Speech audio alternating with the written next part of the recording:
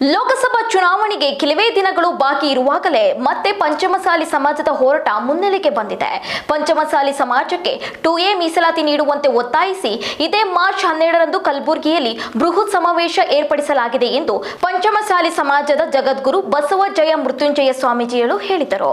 ರಾಯಬಾಗ ತಾಲೂಕಿನ ಹಾರುಗೆರೆ ಕ್ರಾಸ್ ಕಳೋಲಕರ ಗೃಹ ಕಚೇರಿಯಲ್ಲಿ ಸುದ್ದಿಗೋಷ್ಠಿಯಲ್ಲಿ ಮಾತನಾಡಿದ ಅವರು, ಕಾಂಗ್ರೆಸ್ ಸರ್ಕಾರ ರಚನೆಯಾಗಿ 9 ತಿಂಗಳು ಕಳೆದಿದೆ. ಸಮಾಜಕ್ಕೆ ಮೀಸಲಾತಿ ವಿಚಾರದಲ್ಲಿ ಯಾವ ಸ್ಪಷ್ಟ ನಿಲುವಿಗೂ ಬರುತ್ತಿಲ್ಲ. ಸರ್ಕಾರ ರಚನೆಯ ಮೊದಲು ನಮ್ಮ ಸರ್ಕಾರ ಬಂದ್ರೆ ಪಂಚಮಸಾಲಿ ಸಮಾಜಕ್ಕೆ ಮೀಸಲಾತಿ ನೀಡಲಾಗುವುದು ಎಂದು ಭರವಸೆ ನೀಡಿದ್ರು. ಕೆಲವೇ ದಿನಗಳಲ್ಲಿ ಲೋಕಸಭಾ ಚುನಾವಣೆಯ ನೀತಿ ಸಂಹಿತೆ ಜಾರಿ ಆಗುವುದರಿಂದ ಸರ್ಕಾರ ಏನು ಮಾಡುವುದಕ್ಕೂ ಬರುವುದಿಲ್ಲ. ಆದಷ್ಟು ಬೇಗನೆ ಪಂಚಮಸಾಲಿ ಸಮಾಜಕ್ಕೆ 2A ಮೀಸಲಾತಿ ಹಾಗೂ ಲಿಂಗಾಯತ ಸಮಾಜಕ್ಕೆ OBC ಮೀಸಲಾತಿಗಾಗಿ ಕೇಂದ್ರ ಸರ್ಕಾರಕ್ಕೆ ಶಿಫಾರಸು ಮಾಡುವಂತೆ ಒತ್ತಾಯಿಸಿ ಮಾರ್ಚ್ 12ರಂದು ಕಲಬುರಗಿಯಲ್ಲಿ ಬೃಹತ್ ಸಮಾವೇಶ ಏರ್ಪಡಿಸಲಾಗಿದೆ. ಇದರಲ್ಲಿ ಸಮಾಜದ ಬಾಂಧವರು ಹೆಚ್ಚಿನ ಸಂಖ್ಯೆಯಲ್ಲಿ ಸೇರಿ ಸರ್ಕಾರದ ಮೇಲೆ ಒತ್ತಡ ಹೇರುವ ಮೂಲಕ ನಮ್ಮ ಹಕ್ಕು ಮಂಡನೆ ಮಾಡಲಾಗುವುದು. ಹೆಚ್ಚಿನ ಸಂಖ್ಯೆಯಲ್ಲಿ ಜನರು ಬರುವಂತೆ ಶ್ರೀಗಳು ಕರೆ ನೀಡಿದ್ರು. ವಿಭಾಗದ ಎಲ್ಲ ನಮ್ಮ ಮಾಧ್ಯಮದ ಬಂದಿದೆ ಮತ್ತು ಎಲ್ಲ ದೃಶ್ಯ ಮಾಧ್ಯಮದ ಬಂದಿದೆ.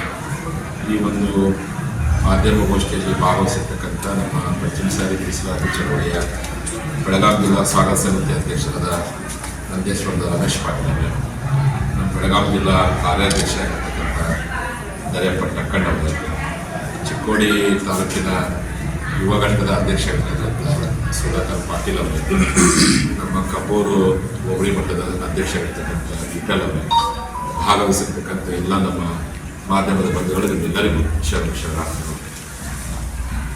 ನಾನು ಈಗ ತಾನೇ ಕಲಬುರಗಿಯಿಂದ ನೇರವಾಗಿ ಬಂದಿರ್ತಕ್ಕಂಥದ್ದು. ಹಾಗಾಗಿ ಸಮಯದ ಕೊರತೆಯಿಂದ ಇಲ್ಲೇ ಮಾಧ್ಯಮಗೋಷ್ಠಿ ಮಾಡಿ ನಡೆದಿರ್ತಕ್ಕಂಥ ವಿಚಾರಗಳನ್ನು ತಮ್ಮ ಗಮನ ತರಬೇಕು ಅಂತೇಳಿ ತಮ್ಮ ಕರೆಕ್ಟಾಗಿ ತಮ್ಮ ಬಂದಿದ್ದು ಭಾಳಷ್ಟು ಸಂತೋಷ ಅಂತೇಳಿ ತಮಗೆಲ್ಲರಿಗೂ ಶರಣರನ್ನು ಸಲ್ಲಿಸ್ತಾ, ಬಂಧುಗಳು ಈಗಾಗಲೇ ಗೊತ್ತಿಲ್ಲ ಹಾಗೆ ಹೊಸ ಸರ್ಕಾರ ಬಂದ ಮೇಲೆ ಲಿಂಗಾಯತ ಪಂಚಮಸಾಲಿ ಮೀಸಲಾತಿ ಹೋರಾಟವನ್ನು 6ನೇ ಹಂತದ ಹೋರಾಟವನ್ನು ನಾವು ಶುರು ಮಾಡಿದ್ವಿ. ಪ್ರತಿ ಜಿಲ್ಲೆಯ ರಾಷ್ಟ್ರೀಯ ಹೆದ್ದಾರಿಗಳನ್ನು ಬಂದ್ ಮಾಡಿ ಆ ಹೆದ್ದಾರಿ ಮೇಲೆ ಉರುಬಿಸಿನಲ್ಲಿ ಲಿಂಗ ಪೂಜೆಯೊಂದಿಗೆ ಹೋರಾಟವನ್ನು ಶುರು ಮಾಡಿರ್ತಕ್ಕಂಥದ್ದು.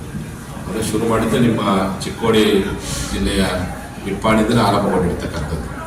ಈಗಾಗಲೇ ಕರ್ನಾಟಕದ ಸುಮಾರು 11 ಜಿಲ್ಲೆಗಳಲ್ಲಿ ಬೆಳಗಾವಿ ಜಿಲ್ಲೆಯಿಂದ ನಿಪ್ಪಾಣಿಯಿಂದ ಶುರುವಾಗಿರ್ತಕ್ಕಂಥ ಆ ಹೋರಾಟ 6ನೇ ಹೋರಾಟ ಬಾಗಲಕೋಟೆ, ವಿಜಯಪುರ, ಕೊಪ್ಪಳ, ಗದಗ, ಧಾರವಾಡ, ದಾವಣಗೆರೆ, ರಾಯಚೂರು ಜಿಲ್ಲೆ, ಅದಾದ ನಂತರ ಹಾವೇರಿ ಜಿಲ್ಲೆ, ಶಿವಮೊಗ್ಗ ಮುಗಿಸ್ಕೊಂಡು ಮತ್ತು ಯಾದಗಿರಿ ಜಿಲ್ಲೆ ಮುಗಿಸ್ಕೊಂಡು ಈ ಸರ್ಕಾರ ಇದುವರೆಗೂ ಯಾವುದೇ ಸ್ಪಂದನೆ ಮಾಡಿದ ಕಾರಣಕ್ಕೆ ನಿರ್ಲಕ್ಷ್ಯವನ್ನು ಮಾಡಿದ ಕಾರಣಕ್ಕೋಸ್ಕರವಾಗಿ ಕಲಬುರಗಿಯೊಳಗೆ ಕಲ್ಯಾಣ ಕರ್ನಾಟಕದ ರಾಜ್ಯ ಮಟ್ಟದ ಪಂಚಮಸಾಲಿ ದೀಕ್ಷಾ ಲಿಂಗಾಯತರ ಬೃಹತ್ ಸಮಾವೇಶವನ್ನು ಪಟ್ಟಣ ಸಮಾವೇಶವನ್ನು ಹಮ್ಮಿಕೊಳ್ಳುವ ಮೂಲಕವಾಗಿ ಕರ್ನಾಟಕ ಸರ್ಕಾರ ಲೋಕಸಭಾ ಚುನಾವಣೆ ಒಳಗಾಗಿದೆ.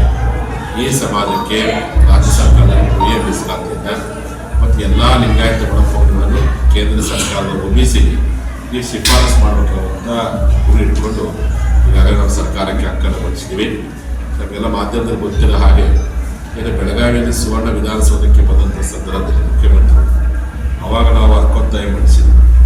ಅವರು ಯಾವುದೇ ನಮ್ಮ ಶಾಸಕರ ಮಾತಿಗೆ ಬೆಲೆ ಕೊಡದೇ ಇದ್ದಾಗ ನಾವೇನು ಮಾಡಿದ್ವಿ, ಹೋರಾಟ ಮಾಡಬೇಕು. ಹಿಂದೆ ಜಗದೀಶ್ ಶೆಟ್ಟರ್ ಇದ್ದಾಗ ನಾವು ಸುವರ್ಣ ವಿಧಾನಸೌಧಕ್ಕೆ ಯಡಿಯೂರಪ್ಪ ಇದ್ದಾಗೂ ಸುವರ್ಣ ವಿಧಾನಸೌಧ ಉಪವಾಸ ಸತ್ಯಾಗ್ರಹ ಮಾಡಿದ್ವಿ. ಬೊಮ್ಮಾಯಿ ಇದ್ದಾಗೂ ಸಹ 20 ಲಕ್ಷ ಜನ ಶಕ್ತಿ ಪರಿಚಯ ಮಾಡಿದ್ವಿ. ಸಿದ್ದರಾಮಯ್ಯರಿದ್ದಾಗ ಸುಮ್ಮನೆ ಬಿಟ್ಟರೆ ಮತ್ತು ಹೋರಾಟದ ಕಾವಾರ ತಿಳ್ಕೊಂಡು ಯಾವಾಗ ನಮ್ಮ ಶಾಸಕರ ಮಾತಿಗೆ ಸ್ಪಂದನೆ ಮಾಡಲೇ ಇಲ್ಲ, ಆಗ ನಾವು ವಿಧಾನಸೌಧ ಮುಖ್ಯ ಅಂತ ಕರೆ ಕೊಟ್ಟರು. ಮತ್ತು 2ನೇ ದಿನದಲ್ಲಿ ಸನ್ಮಾನ್ಯ ಮುಖ್ಯಮಂತ್ರಿಗಳು ನಮ್ಮನ್ನು ಸುವರ್ಣ ವಿಧಾನಸೌಧಕ್ಕೆ ಕರೆಸಿ, ನಾನು ಹೇಳಿದ 7 ತಿಂಗಳಾಯಿತು ಈ ಹೋರಾಟ ಶುರು ಮಾಡಿ, ನೀವೇ ಮಾತು ಕೊಟ್ಟಿದ್ರಿ, ಅದು ಈಗ ಥರ ಅಧಿಕಾರಕ್ಕೆ ಬಂದರೆ ಒಂದು ತಿಂಗಳೊಳಗೆ ಸಭೆ ಕರಿತೀವಿ, ಸಭೆ ಕರೆದಿಲ್ಲ, ಅದಕ್ಕೆ ನಮಗೆ ಬೇಜಾರಾಗುತ್ತೆ ಅಂತ ನಾಳೆ ವಿಧಾನಸೌಧಕ್ಕೆ ಹಾಕೊಂಡಿದ್ದೀನಿ. ನಾಳೆ ವಿಧಾನಸೌಧಕ್ಕೆ ಕೈ ಬಿಡ್ರಿ, ನಿಮ್ಮೆಲ್ಲ ಶಾಸಕರು ಇಲ್ಲೇ ಅದಾರೆ, ನಾನು ಮಾತು ಕೊಡ್ತೀನಿ, ಅಂದರೆ ಬೆಳಗಾವಿಯಿಂದ ಬೆಂಗಳೂರು ಹೋದ ತಕ್ಷಣ ಒಂದು ವಾರದೊಳಗೆ ಸಭೆ ಕರಿತೀವಿ ಅಂತೇಳಿ ಮಾತು ಕೊಡ್ತೀನಿ. ಮಾಧ್ಯಮದಲ್ಲಿ ಬಂದಿತ್ತು. ಸ್ವತಃ ಅವ್ರ ಪರವಾಗಿ ಮತ್ತೊಮ್ಮೆ ನಮ್ಮ ಎಲ್ಲ ಶಾಸಕರು ಚೆನ್ನಮ್ಮ ಸರ್ಕಾರಿ ಬಂದು ನಾವು ಮನವಿ ಮಾಡಿಕೊಂಡು 2 ಮಂತ್ರಿಗಳು, 12 ಜನ ಶಾಸಕರು ಮತ್ತು BJP ಎಲ್ಲ ಶಾಸಕರು ಬಂದರು. ಅವ್ರ ಮಾತಿ ಮೇಲೆ ಕೊಟ್ಟರುಗಳು ಒಂದು ವಾರದಲ್ಲ ಒತ್ತಿಗೂ ಹೋಗ್ಬಿಡೋದು ಮಾಡಿ ಇವತ್ತವರೆಗೆ ಸುಮಾರು 3 ತಿಂಗಳಾಯಿತು. ಇನ್ನು ಯಾವುದೇ ಪ್ರತಿಕ್ರಿಯೆ ಸರ್ಕಾರ ಬಂದಿಲ್ಲ, ಕಾನೂನು ಸ್ಪಷ್ಟತೆ ಬಂದಿಲ್ಲ. ಅದಕ್ಕೆ ಇನ್ನೇನು ಚುನಾವಣಾ ನೀತಿ ಸಮಿತಿ ಯಾವಾಗ ಬರುತ್ತೆ ಗೊತ್ತಿಲ್ಲ. ನೀತಿ ಸಮಿತಿ ಸರ್ಕಾರ ಏನು ಮಾಡೋಕ್ಕಾಗಲ್ಲ. ಅದಕ್ಕೋಸ್ಕರವಾಗಿ ಲೋಕಸಭಾ ಚುನಾವಣೆ ಒಳಗಾಗಿದೆ ಪಂಚಮಸಾಲಿಗಳಿಗೆ ಅಲ್ಲಿ ಎಲ್ಲ ಲಿಂಗಾಯತ ಒಳಪಂಗಡಗಳಿಗೂ OBCಗಿಂತ ಶಿಫಾರಸು ಮಾಡಬೇಕು ಅಂತ ಹೇಳಿ ಹಕ್ಕೊತ್ತಾಯ ಮಾಡೋಕ್ಕೋಸ್ಕರ ಮೊಟ್ಟ ಮೊದಲ ಬಾರಿಗೆ ಕಲಬುರಗಿ ಮಹಾನಗರದಲ್ಲಿ ರಾಜ್ಯ ಮಟ್ಟದ ಕಲ್ಯಾಣ ಕರ್ನಾಟಕ ರಾಜ್ಯ ಮಟ್ಟದ ಬೃಹತ್ ಸಮಾವೇಶ ಮಾಡಲಿಕ್ಕೆ ಮಾರ್ಚ್ 17ನೇ ತಾರೀಕು 2024 ಮಂಗಳವಾರ ಸಂಜೆ 4 ಗಂಟೆಗೆ ಶರಣಬಸವೇಶ್ವರ ಜಾತ್ರಾ ಮೈದಾನದಲ್ಲಿ ಆ ಬೃಹತ್ ಸಮಾವೇಶವನ್ನು ಹಮ್ಮಿಕೊಳ್ಳಲಾಗಿದೆ. ಕಾರಣ ಇದುವರೆಗಿನ ಶಕ್ತಿ ಪ್ರದರ್ಶನವನ್ನು ಕೂಡಲ ಸಂಗಮ, ಬೆಳಗಾವಿ, ಅಥಣಿ, ಜಮಖಂಡಿ, ಹಾವೇರಿ, ಹುಬ್ಬಳ್ಳಿ, ನಂತರದಲ್ಲಿ ಬೆಂಗಳೂರು ಮಾಡಿದೆ ಮತ್ತು ಶಿವಮೊಗ್ಗದಲ್ಲಿ ಮೊನ್ನೆ ಯಡಿಯೂರಪ್ಪ ಜಿಲ್ಲೆಯೊಳಗೂ ಸಹ ಮಾಡಿದೆ ಮತ್ತು ಮೈಸೂರು ಪ್ರಾಂತದಲ್ಲಿ ಮಾಡಿದೆ. ಆದರೆ ಕಲ್ಯಾಣ ಕರ್ನಾಟಕದ ಭಾಗದಲ್ಲಿ ಶಕ್ತಿ ಪರೀಕ್ಷೆ ಮಾಡಿದ್ದಿಲ್ಲ.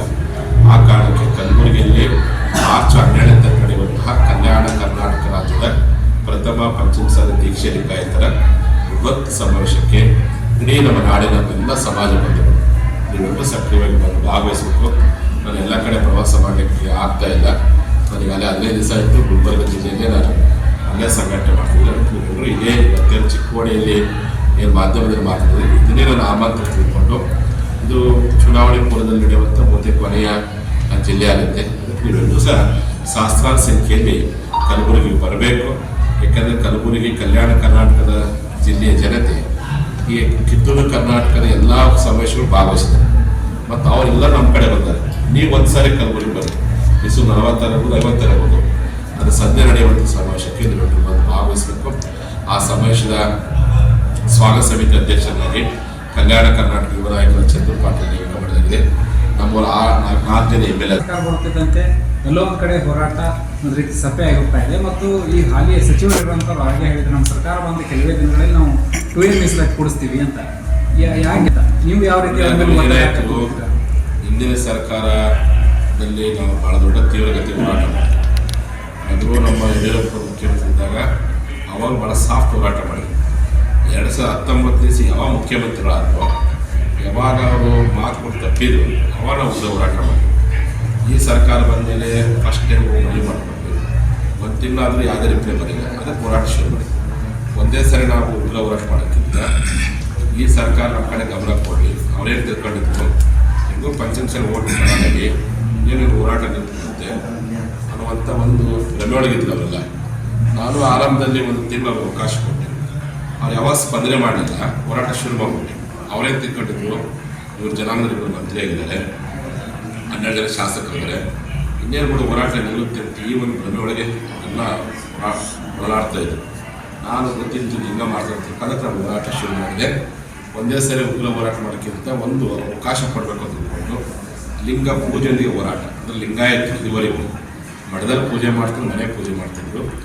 ಈ ಸರ್ಕಾರ ಬಂದು ನಡು ರಸ್ತೆ ಕುತ್ಕೊಂಡು ಲಿಂಗ ಪೂಜೆ ಮಾಡಿ ಹೋರಾಟ ಮಾಡಿದ್ರು. ಕೊನೆ ಪಕ್ಷ ಆ ದೇವರ ಮೊರೆ ಮೂಲಕವಾದರೂ ಸರ್ಕಾರಕ್ಕೆ ಒಂದು ಒಳ್ಳೆಯ ಬುದ್ಧಿ ಕೊಡಲಿ ಅನ್ನೋ ಉದ್ದೇಶಕ್ಕೋಸ್ಕರವಾಗಿ ಈ ಹೊಸ ರೂಪದ ಹೋರಾಟವನ್ನು ಶುರು ಮಾಡಿ ಪ್ರತಿ ಜಿಲ್ಲೆಗಳಲ್ಲಿ 10 ದಿನಗಳ ಕಾಲ ಎಲ್ಲ ಹೋಬಳಿ ಮಟ್ಟದ ಹೋರಾಟ ಮಾಡಿ ಕೊನೆ ಜಿಲ್ಲಾ ಹೆಡ್ಕ್ವಾರ್ಟರ್ ರಾಷ್ಟ್ರೀಯ ಹೆದ್ದಾರಿ ಬಂತು.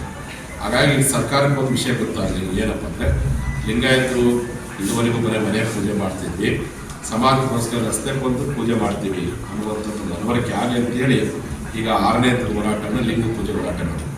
ಮತ್ತು ಇದಕ್ಕೂ ಸರ್ಕಾರ ಮಾಡದೇ ಹೋದರೆ ಆಫ್ಟರ್ ಎಲೆಕ್ಷನ್ ಅನಿವಾರ್ಯವಾಗಿ ಉಗ್ರ ಹೋರಾಟ ಮಾಡುವಂಥ ಸಂದರ್ಭ ಬರುತ್ತೆ. ಹಾಗಾಗಿ ಪಂಚಮಸಾಲಿಗಳು ಇವತ್ತು ಶಾಂತಿ ಪ್ರಿಯರು. ಮರಾಠ ಮೀಸಲಾತಿ ಹೋರಾಟದಂಗೆ ನಾವು ಒಂದೇ ಸರಿ ಕ್ರಾಂತಿಕಾರಿ ಹೋರಾಟ ಮಾಡಿದಾಗ ಶಾಂತಿದ ಹೋರಾಟ ಹಂಗೆ ಕ್ರಾಂತಿ ಮಾಡಿದ್ರೆ ಹೋದ ಬೆಳಗಾವಿ ಅಧಿವೇಶನ ಇದ್ದೆ 20 ಲಕ್ಷ ಮಂದಿ ಕೊಡಿಸಿದ್ವಿ. ಅವಾಗ ನಾವು ತಲೆ ಕೊಟ್ಟಿದ್ರೆ ಭಾಳ ದೊಡ್ಡ ಅನಾಹುತ ಆಗ್ತಿದ್ವಿ. ಆದರೆ ನಾವು ಬೊಮ್ಮಾಯಿಯವ್ರ ಮಾತು ಕೇಳಿ ಮತ್ತೆ ಕಾಲಾವಕಾಶ ಕೊಟ್ಟು ಆ ಕಾರಣಕ್ಕೋಸ್ಕರವಾಗಿ ಈ ಸರ್ಕಾರ ಗಮನ ಕೊಡಲಿಕ್ಕೆ ನಾವು ಹೋರಾಟ ಶುರು ಮಾಡಿಬಿಟ್ಟೆ. ಅದು ಈಗ ಸಾತ್ವಿಕ ಹೋರಾಟ ಆಗೈತಿ. ಈ MP ಎಲೆಕ್ಷನ್ ಒಳಗಾಗಲಿ ಕೊನೆಯ ಪಕ್ಷ OBCಗಾದರೂ ಸಿದ್ದರಾಮಯ್ಯನವರು ನಮ್ಗೆ ರೆಕಮೆಂಡ್ ಮಾಡೋದಿದ್ರೆ ಆಫ್ಟರ್ MP ಎಲೆಕ್ಷನ್ ಉಗ್ರ ಹೋರಾಟ ಮಾಡಲಿಕ್ಕೆ ತಯಾರಿ ಮಾಡಿಕೊಂಡಿದ್ವಿ. ಹಾಗಾಗೋದು ಬೇಡ. ನಮ್ಮ ಸಮಾಜ ಫಸ್ಟ್ ಟೈಮ್ ನಿಮಗೆ ಈ ಸರಿ ಬೆಂಬಲ ಕೊಟ್ಟಿದ್ದು, ಆಶೀರ್ವಾದ ಮಾಡಿದ್ದಾರೆ. ಇವರಿಗೆ ಏನಿತ್ತು ಕಾಂಗ್ರೆಸ್ ಪಕ್ಷಕ್ಕೆ ಕೇವಲ ಹಿಂದುಳಿದ ಸಮುದಾಯದವರು, ಅಲ್ಪಸಂಖ್ಯಾತ ಬಂಧುಗಳು ಮತ್ತು ದಲಿತ ಬಂಧು ಅಷ್ಟೇ ಓಟ್ ಹಾಕ್ತಾರೆ, ಲಿಂಗಾಯತರು ಓಟ್ ಹಾಕಲ್ಲ ಅಂತ ಮಾತಾಡ್ತಾ ಇದ್ದಾರೆ. ವೀರೇಂದ್ರ ಪಾಟೀಲ್ ನಂತರದಲ್ಲಿ ಈ ಸರ್ ಲಿಂಗಾಯತರು 34 ಜನ ಗೆದ್ದಾರೆ, ಅದರ ಪಂಚಮಸಾಲಿಗಳು 12 ಜನ ಗೆದ್ದಾರೆ. ಹಾಗಾಗಿ ಸರ್ಕಾರಕ್ಕೆ ಅರ್ಥ ಆಗಬೇಕು, ಈ ಸರ ನಿಮ್ಮ ಪಕ್ಷ ಬರಬೇಕು, ನಮ್ಮ ಸಮಾಜದ ಜನರು ನೀವು ಎಲ್ಲೇ ಒಂದು ಕಡೆ ಓಟ್ ಹಾಕಿದ್ದಾರೆ. ಆ ಕಾರಣಕ್ಕೋಸ್ಕರ ಆ ಒಂದು ಕೃತಜ್ಞತೆ ತಿಳ್ಕೊಂಡು, ಯಾಕೆ ಹಿಂದಿನ ಸರ್ಕಾರದಲ್ಲಿ ಏನಾಯಿತು, ಆ ತೆಗೆದುಕೊಂಡು ನಿರ್ಧಾರ ಮಾಡಿ ತಡವಾಗಿ ತಿರುವಂತ ತಿಳ್ಕೊಂಡು ಹಿಂದಿನ ಬೊಮ್ಮಾಯಿ ಸರ್ಕಾರದಲ್ಲಿ ಮೀಸಲಾತಿಯಲ್ಲಿ ಅವರು ಕೊನೆಯಲ್ಲಿ ಟೂಡಿ ಅಂತ ಕೊಟ್ಟರು. ಅದನ್ನೇ ಅವರು 3 ತಿಂಗಳು ಮುಂಚೆ ಕೊಟ್ಬಿಟ್ಟಿದ್ರೆ ಕೊನೆಯ ಪಕ್ಷ ನಮ್ಮಲ್ಲಿ ರೀಚ್ ಆಗಿತ್ತು. ನಮ್ಮಲ್ಲಿ ಏನಾಗ್ಬಿಟ್ರು, ನಮ್ಮ ಅಧ್ಯಕ್ಷ ಸದಸ್ಯಕತೆ ಅಂತೇಳಿ 15% ಇವ್ರು ಬಂದಮೇಲೆ ಮಾಡ್ತಿದ್ರು, ಇವರಿಗೆ ಆಶೀರ್ವಾದ ಮಾಡಿರ್ತಕ್ಕಂಥದ್ದು ಅದು ಸಹಜವಾದ ಪ್ರಕ್ರಿಯೆ. ಅದಕ್ಕೆ ನಾನು ಹೇಳ್ತಿರೋದು ಮುಖ್ಯಮಂತ್ರಿಗಳಿಗೆ, ನಮ್ಮ ಸಮಾಜದಲ್ಲೂ ನಿಮ್ಮ ಪಕ್ಷ ಐತಿ, ನಮ್ಮ ಋಣ ತೀರಿಸ್ಬೇಕಪ್ಪ ಅಂದ್ರೆ ಬರೀ ಮಂತ್ರಿ ಸ್ಥಾನ ಕೊಟ್ಟರೆ ನಮ್ಮ ಮಟ್ಟ ಕಾರ್ಯಕರ್ತರು ಋಣ ತೀರಿಸಿಲ್ಲ, ನಮಗೆ ಸಾಮಾಜಿಕ ನ್ಯಾಯ ಕೊಡಿ. ಯಾವ ರೀತಿಯಾಗಿ ನೀವು ಅಧಿಕಾರಕ್ಕೆ ಬಂದ ಮೇಲೆ ನಮ್ಮ ಸಹೋದರ ಸಮಾಜವಾಗಿರ್ತಕ್ಕಂಥ ಕುರುಬ ಜನಾಂಗಕ್ಕೆ ಎಷ್ಟು ಶಿಫಾರಸು ಮಾಡಿದೆ, ಮತ್ತೊಂದು ಸಮಾಜಕ್ಕೆ OBC ಶಿಫಾರಸು ಮಾಡಿದೆ, ಈಗ ಲಿಂಗಾಯತರಿಗೆ OBC ಕೊಡ್ರಿ, ಪಂಚಾಯತ್ ಟೂರೇ ಕೊಡ್ರಿ ಅನ್ನೋಂಥ ಪ್ರಾಮಾಣಿಕವಾದಂತಹ ನಿಸ್ವಾರ್ಥವಾದಂತಹ ಹಕ್ಕೊತ್ತಾಯವನ್ನು ಮಾನ್ಯ ಮುಖ್ಯಮಂತ್ರಿಗಳು ಪಡಿಸಿದ್ದೀವಿ. ಆ ಉದ್ದೇಶಕ್ಕೋಸ್ಕರವಾಗಿ ಅದೇ ಸರ್ಕಾರಗಳು ಬದಲಾವಣೆ ಆಗ್ಬೋದು, ಮುಖ್ಯಮಂತ್ರಿಗಳು ಬದಲಾವಣೆ ಆಗ್ಬೋದು, ಆದರೆ ನಮ್ಮ ಮೀಸಲಾತಿ ಹೋರಾಟಕ್ಕೆ ನ್ಯಾಯ ಸಿಗೋವರೆಗೂ ನಮ್ಮ ಗುರಿ ಮಾತ್ರ ಬದಲಾವಣೆ ಆಗಲ್ಲ. ನಮ್ಮ ಹೋರಾಟ ನಿಲುವಿನಲ್ಲಿ ಯಾವ ಕಾರಣಕ್ಕೂ ಬದಲಾವಣೆ ಇಲ್ಲ. ಸಾಧನೆ ಗೆದ್ದಂಥ ಶಾಸಕರು ಅಧಿಕಾರದಿಂದ ಮಾತಾಡ್ತಿದ್ರು, ಅಧಿಕಾರವನ್ನು ನೋಡೋದರಂತೆ ಎಲ್ಲರೂ ಮಾತಾಡ್ತಾರೆ. ಅವ್ರಿಗೆ ಹೇಳಿದೆ, ನಿಮ್ಮ ಮೇಲೆ ಜನ ತಪ್ಪು ತಿಳ್ಕೊಳ್ಳೋಕ್ಕಿಂತ ಮುಂಚಿತವಾಗಿ ಒಂದು ಅಧಿವೇಶನ ಬಿಡುಗ್ರಿ ಅಂತ. ಹೆಂಗೆ ಬಸವನಗೌಡ ಪಾಟೀಲ್ ಯತ್ನಾಳ್ ಅವರು ಅಧಿವೇಶನದ ಸಂದರ್ಭದಲ್ಲಿ ಅವ್ರದೇ ಸರ್ಕಾರ ಇದ್ದಾಗ ಅಧಿವೇಶನ ಬಿಡುತ್ತಾ ಇದ್ರು. ಹಂಗೆ ನೀವು 12 ಜನ ಶಾಸಕರು ಒಮ್ಮೆರು ಮಾತಾಡ್ರಿ ಅಂತ ಬರೀ ಮಾಡ್ಕೊಂಡ್ರಿ, ಅವ್ರು ಒಂದಿನ ಮಾತಾಡಲಿಲ್ಲ. ಇದು ಮೊನ್ನೆ ನಾನೇ ಸ್ವತಃ ವಿಧಾನಸೌಧಕ್ಕೆ ಹೋಗ್ಬಿಟ್ಟು ನಾನೇ ವಿಧಾನಸೌಧಕ್ಕೆ ಹೋಗಿ ನಮ್ಮ ಸಚಿವರಾಗಿರ್ತಕ್ಕಂಥ ಲಕ್ಷ್ಮೀ ಹೆಬ್ಬಾಳ್ಕರ್ ಅವರ ಜೊತೆ ಮಾಡಿಕೊಂಡು ನಾನು ಎಲ್ಲ ಶಾಸಕರು ಮನವಿ ಮಾಡಿಕೊಂಡು ನೋಡಪ್ಪ, ಇದು ಅಧಿವೇಶನ, ನಿಮ್ಮ ಮೇಲೆ ಒಂದು ಜನರು ತಪ್ಪು ತಿಳ್ಕೊಂಡಿದ್ದಾರೆ, ಏನಪ್ಪ ಅಧಿಕಾರ ಬರೋಕ್ಕೆ ಮುಂಚಿತವಾಗಿ ಮಾತಾಡ್ತಿದ್ವಿ, ಅಧಿಕಾರ ಬಗ್ಗೆ ನೋಡೋಣ ಅಂತೇಳಿ ಅಧಿವೇಶನದ ಕೊನೆಯ ದಿವಸ ಬಿಫೋರ್ ಎಲೆಕ್ಷನ್ ಒಂದ್ಸರಿ ಮಾತಾಡಿ ಧ್ವನಿ ಐತಿ ಸಮಾಜ ಪರವಾಗಿ ಕ್ರಿಯೇಟ್ ಕೊಡೋದಾದ ವಿಜಯಪುರ ಶಾಸಕರಾದ ಬಸವನಗೌಡ ಪಾಟೀಲ್ ಯತ್ನಾಳ್ ಅವರು ಮಾಡಿದ್ದಾರೆ. ಇನ್ನು ಪ್ರಮುಖ ವ್ಯಕ್ತಿಗಳಾಗಿ ನಮ್ಮ ವಿಜಯ ಕಾಶ್ಯಪ್ ಅವರು, ವಿನಯ್ ಕುಲಕರ್ಣಿ ಅವರು, ಲಕ್ಷ್ಮೀ ಹೆಬ್ಬಾಳ್ಕರ್ ಅವರು ಮತ್ತು ಅನೇಕ ಮುಂಚೂಣಿ ನಾಯಕರು ಸಹ ಭಾಗವಹಿಸುವಂಥ ಸಾಧ್ಯತೆ ಐತಿ. ಅದಕ್ಕೋಸ್ಕರವಾಗಿ ಎಲ್ಲರೂ ಸಹ ಇದನ್ನೆಲ್ಲ ಮನವಿ ತಿಳ್ಕೊಂಡು ತಾವೆಲ್ಲರೂ ಬಂದು ಭಾಗವಹಿಸುತ್ತೆ ಅಂತೇಳಿ ಚಿಕ್ಕೋಡಿ ಜಿಲ್ಲೆಯ ಮಾಧ್ಯಮದ ಮೂಲಕವಾಗಿ ಈ ನಮ್ಮ ಆರೋಗ್ಯ ಕ್ಲಾಸ್ನ ಕಲ್ಲಡ ಆಫೀಸ್ ಮುಖಾಂತರ ನಾನು ಮನವಿ ಮಾಡ್ಕೊಳ್ತೀನಿ, ತಾವೆಲ್ಲರೂ ಭಾಗವಹಿಸಿ ಅಂತೇಳಿ ಈ ಮೂಲಕ ಮನವಿ ಮಾಡಿಕೊಂಡು ವಿಷಯಾಂಶ